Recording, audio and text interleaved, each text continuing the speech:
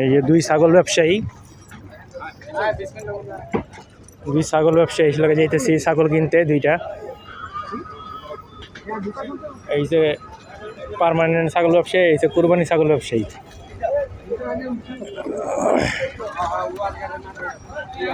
কেরানীগঞ্জ যাইতেছি আমরা ছাগল কিনতে।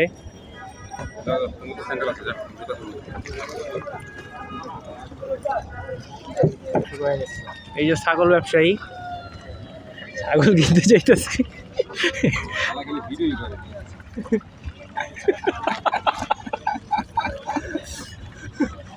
এটা আজকে পোস্ট দিয়ে দেবো পুরাই।